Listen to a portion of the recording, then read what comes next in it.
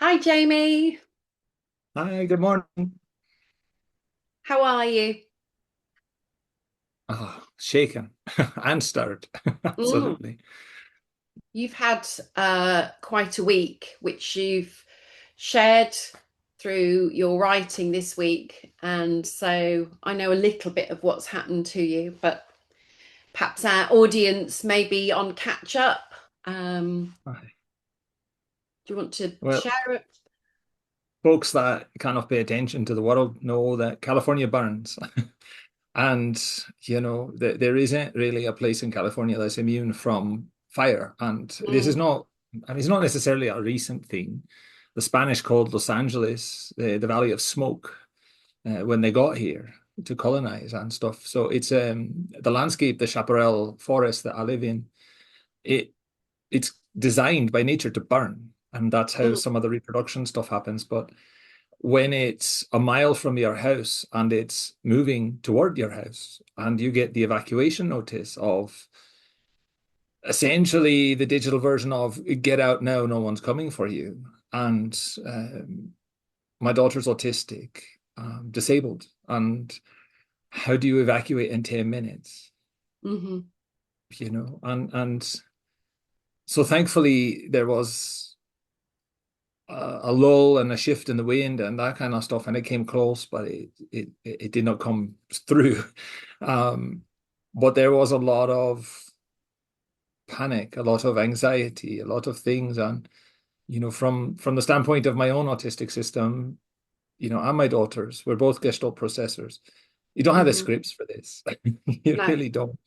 no. And so in the moment, it's very terrifying. And you think about how memory works for us, how it's often kind of attached to objects. And Mm, so if you can only take one thing, then everything that is left behind that might burn, you mm, wonder about the memories of it and the mm, emotions connected to it. If you can only take one plushie, if you're a child or whatever, well, what about the 20 other ones on your bed?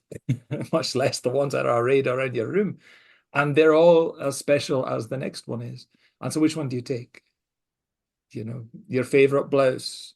Well, do you have just one? Your favorite mm, pair of shoes. Do you have just one?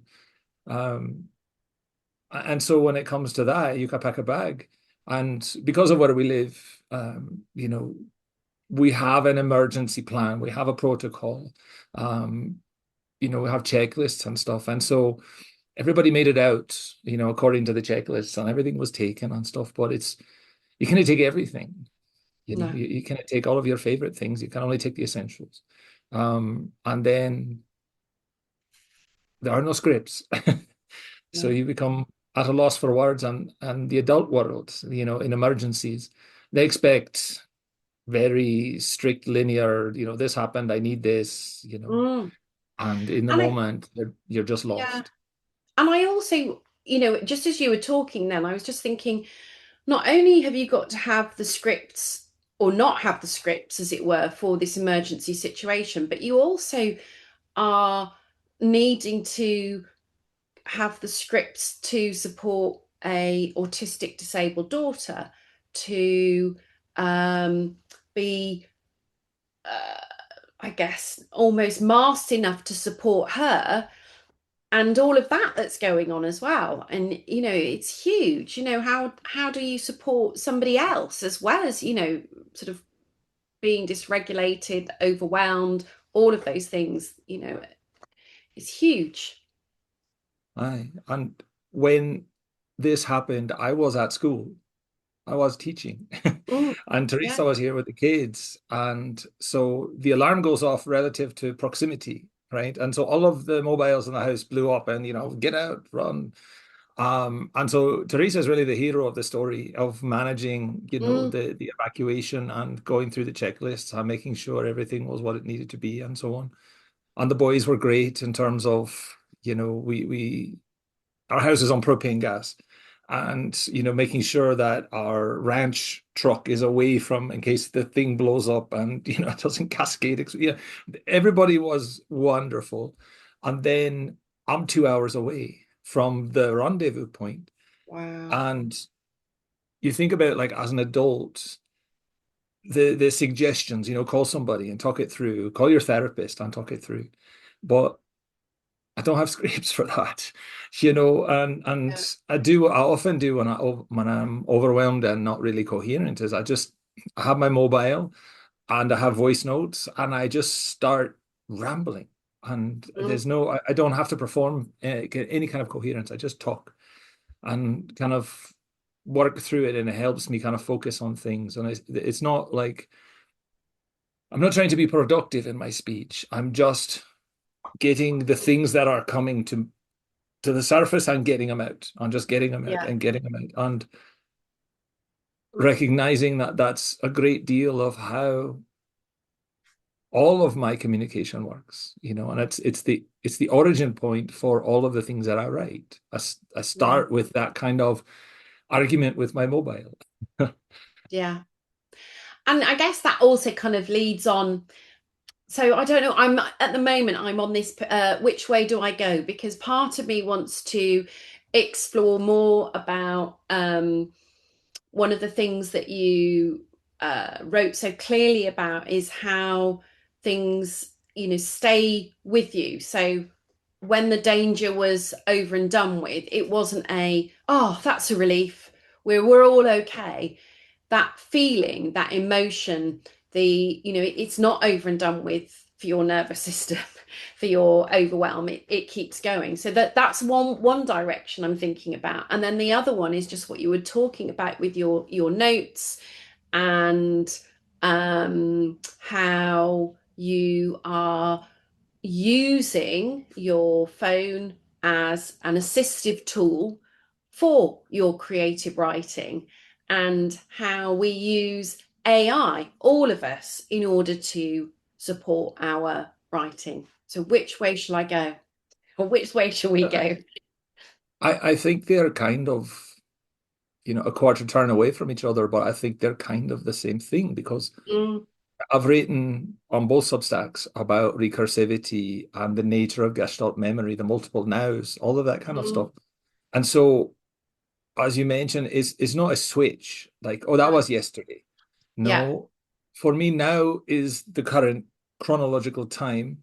What now is 3 days ago and 2 days ago and so on. And when they occupy that space, the overwhelm comes and so on. Mm, Um, and so that is a facet of it. That's a quarter mm, turn away from, how I use tech to process my world and how I am more expressive now because of it. You know, yeah. I don't I don't get mad at Apple and their voice notes and stuff because it's somehow interrupting my ability to design the perfect 5 paragraph essay. I use it, you know, and I share with students how when I grew up, my family didn't have the money for calculator for maths class.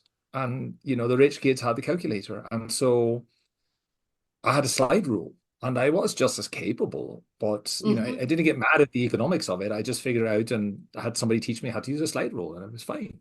And so there's always this tech that's around there. When a very large man went through my knee playing sport and it took me 2.5 years to walk straight again, the fact that I had walking stick and crutches and all this kind of stuff was not cheating. No, It was just a part of absolutely. infrastructure. And Yeah. so on my drive up the mountain, panic, absolute terror of, all of these, what normal people, let's just say normal people, would call items, right? Yeah. The plushies and the different things that remind me of different things. The absolute terror of all of that being gone in an instant. Mm, And then all of those nows that are connected to those memories rushing to now. And then the only thing I could do to not drown in it was to shout at my mobile, right? And so, from that standpoint, if you look at the voice notes, they make no sense, right? If you would look at them, Teresa look at them, my therapist look at them, whatever, makes no sense whatsoever. But when I put them into a notebook, the Gemini algorithm, it can sort through all of this and yeah. give me through lines, give me you know, here's the different things that I'm seeing. And it does a very good job now of separating all the nows. Yeah. And I don't think there's anything wrong with that. No, I And there, agree. And I think it reminds me of a colleague and friend, Rachel Barton, who runs some amazing training courses for health professionals in using AI, in using it to support not just yourself, but the children, young people, adults that you're working with. And she encouraged everyone to read an article on LinkedIn today by Tracy Jallow. And the quote again, and it just made me think about you, was I do not use it, i.e., AI, to replace my voice. I use it to find it.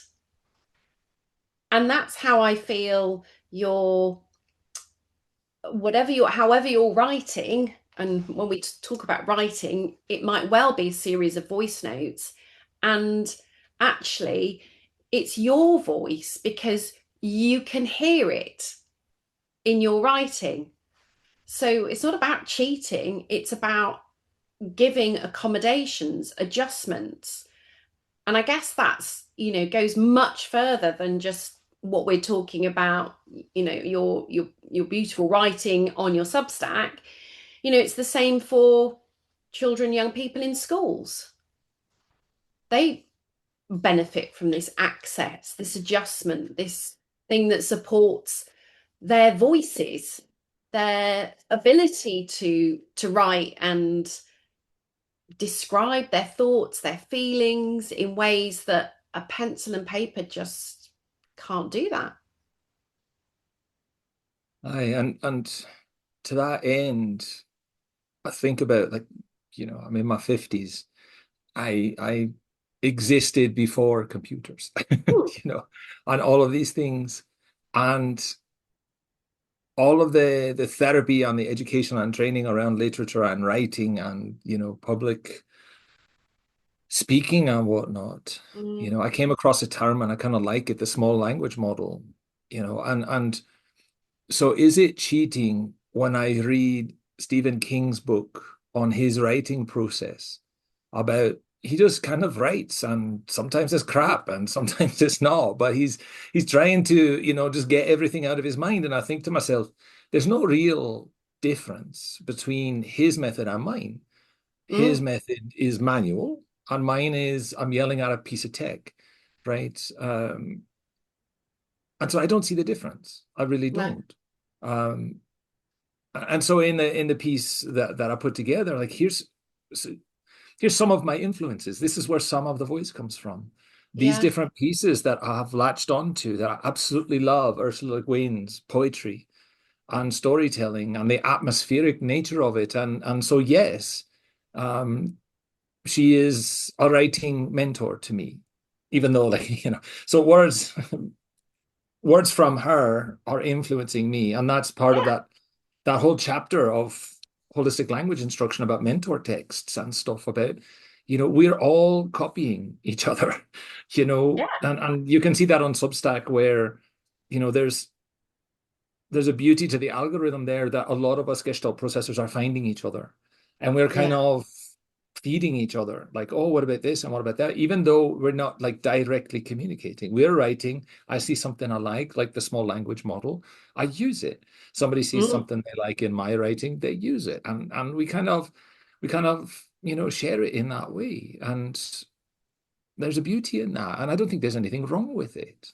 no, no. And it kind and again, I know we spoke about this earlier on before we recorded, but it reminds me of the parent and young person that I spoke to online this week. Both of them have, a bit like yourself, only discovered that there was a name for how they've learnt to communicate and acquire language. They've realized that they are both Gestalt language processors and that their relational connection when when they the one of them was a child and the parent was able to interpret the script, the echolalic speech, when others found it completely unintelligible. Sometimes not even the echolalic speech, sometimes the slight gesture, the slight change of tone, the slight change of facial expression. This parent knew immediately what her daughter was trying to communicate, and others were saying, no, you've why are you doing this, you've got it wrong, you're reading too much into it. But it wasn't. It was about that, that connection, that and also that ability to understand one another. And I think, what you're saying about people on Substack now finding other adult gestalt processors, gestalt language processors, finding one another. It's like, but you get me, you understand where this is coming from.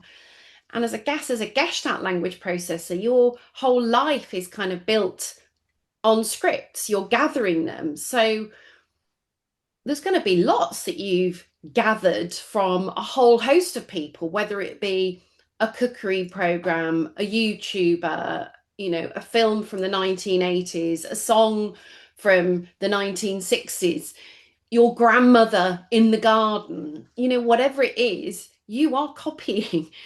Does that make Gestalt language processors cheat? Absolutely not. Absolutely not. Sorry, I'm I rambling. think no, it's lovely. I did name, authors that have influenced me so that people can understand, I think, and I probably should do this more often. Like, these are the things that I encountered. They were written in the 60s, the 70s, the 80s, and so on. Partly through my own grandmother and her kind of love of Pan-African Mm. politics and stuff like that, Caribbean politics. But then in modern times, there is a grandmother type that for me was life-saving, and it was the grandmother of my employer. Mm. And so I name her very specifically Dolly Walters. And at the time, she was like empress of America's largest public speaking agency. She ran it, the Walters Speaker Service, before she passed. But her generosity in saying, "Oh, I recognize the humanity in front of me. I recognize that there is need here, but I also recognize I'm not the person directly to do all of this. Like I can sit with you and I can, help you kind of muddle through some reading and stuff, but." Her generosity was in her network, in her Rolodex, literal Rolodex. And so, you're having this struggle, so you must talk to Carl. Here's his number. Oh, you're having this struggle, so you must talk to Sarah. Here's her number. And by the time, she was done telling me all of these different things that she was seeing in front of her, I had 12 different phone numbers. And each one of these people was so incredibly gracious. Like, how did you get this number? Well, Dottie Walters gave it to me. Oh, well, tell me what you Well, need. Right. And I realized there's an extraordinary privilege in that. oh yeah. And that it was, kind of my proximity to this, very wonderful and very well connected woman. Um, but then I was also kind of reflecting on the fact that historically, in the Anglophone world, people like me were in service, right? If you were autistic, if you are illiterate, if you're not, if you're a Gestalt processor, all the modern terms, but if you are kind of slow and different in the historic past, you were a footman, you were a butler, you know, you were a maid, you were these kinds of things. And, the laird took care of you and your material needs, and you had a bed and a meal and stuff. But that was your lot. And at the Mm. time, I was an employee of her grandson. That was me. I was a ghillie. I was personal protection. That's as much as I could do with life and the skills that I had acquired, none of which involved words. In fact, the less words I had, the better. Right. And there was an unlocking that happened.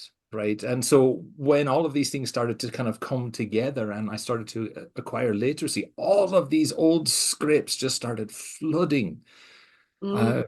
uh, stuff that my grandmother would read to me. And, I have a piece coming up, kind of a literature study on how to do, you know, reading comprehension with Gestalt processors. And I use A Wrinkle in Time to do it because I have such a connection to that through my own grandmother. But all of a sudden, all of these things start flooding in. Mm. Um, and I think about the scripts in our house and back to the emergency again. if you ask my daughter, how she's doing in the moment, she has one word that she uses, and it's not quite English. It's enoughness. Like, I've had enough, Hmm. enoughness. And so I know what it means. Her mother knows what it means. But an emergency responder would have no idea what to do with that. And that's back to your point of these things are so Mm. incredibly meaningful, but not everybody understands the meaning if there is no connection, if there's no relation. There's no decoder ring for enoughness. you know, and so we can tell because we're attuned and we're connected. We can feel her frantic energy. We can hear the one word, you know, um, and then we know what to do. The world expects because I'm in my 50s that I can't keep it together. The world expects because she's 25 that she can't keep it together. But that's not always true. No. And it it makes me think about non-speaking children that we support that might be in systems, in education systems, in preschool settings, where what about if their emergency is something that's happened to them in the moment at school, but how can they communicate that? And that might be communicated in ways that we perhaps we see maybe a behavior, for example, but actually that young person is communicating what's happened to them in the same way that we're talking now, or you were um, you've written extensively this week about your experiences with the trauma that you went through when your house, your home, your family were potentially in danger, and how also that didn't just leave you in that moment. Sorry, I've gone full, I'm recursive, going full circle again. No, but But what it's happens all to that? connected. It is. Yes. And what happens to that little tiny person who actually it isn't just done now, it sticks. So every time you go back into that room, you smell that smell, you feel as you talked about in your writing this week, the fluorescent light, the smell of the dinner hall, whatever it might be that just then sort of still triggers that traumatic response to whatever happened in that moment on that day. Um, yeah, Well, I think about, because this was part of my ranting and whatnot, but I don't know, maybe a week ago, I received mm, an inquiry from someone we both know, but I won't mention, on Instagram about had I written anything about spellings mm, and spelling to communicate. And my response was really no, that's not my area of expertise. But I was thinking about the conversation I had on Barry Prezant's podcast, mm, and his current interest in spelling and the naysayers' attacks against spelling. And I was thinking to myself, if you're a speller and you have this crisis and you're trying to communicate that you're in crisis and panic and help, and I in my mind I'm thinking of the naysayer fireman, oh, well, I'm sorry, this is not authentic communication, so I can't help you. Right? mm, And just the ridiculousness of that. And a lot of this is that kind of quest for legitimacy. Like it's only legitimate if the academics say it is legitimate, whatever. yeah. So they would not recognize my daughter's enoughness. They would not recognize my recursivity and my, flooding of stuff. I can speak faster than I can type, even though I can type very fast. Um, they would not sanction that, I guess. They would not think it, academic or proper or whatever the words that they tend to use for Mm, this. They would, discount a lot of what I do because a lot of the coherent kind of assembly is done by Gemini, in mm, the notebook. Um, it does not produce the articles. It does not produce, you know, and then, I see the criticisms about volume of work being an AI tell that nobody can produce that much. Well, come sit, have a tea, let's go. Right? Challenge accepted. And yeah, when I show you, then there must be consequence on your side. yeah. Right? It cannot just be, oh, okay, fine. No, put some money on the table, and then then I will perform, right? But I don't think, because every once in a while the allegation comes in against my work or whatever. And uh, I did have a very unfortunate incident about this time last year with a Canadian firm, and it was it wasn't handled very well on their end. And again, no names, but they accused my work of being entirely AI generated. And then I asked them about the tool that they were using to come to that conclusion. And so they shared it with me. And then I put their email in its entirety into the tool. And it said it was 100% AI generated. So then I sent that result back to them and said, well, what about this? And that ended, about a 2-year relationship with that group. But I think we're so in a hurry to kind of discount method and use it to discredit things that we don't want to encounter, we don't want to deal with. If you don't like what I have to say, then Mm-hmm. argue against it. Not just, oh, AI slop, it's crap. Or it's too much volume for any human to be, Yeah. doing or whatever. Engage with the argument. Yeah. Or it doesn't exist because there's no random RCT to Right. prove. Right.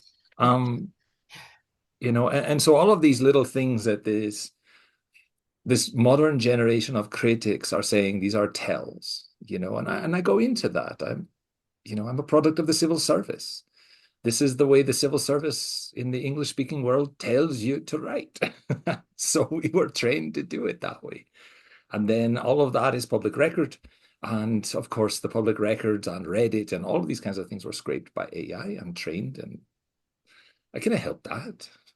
But for me, my writing style, poetry, whatever, it is Gestalt now. It's the style is Gestalt. So it kind of comes out that way.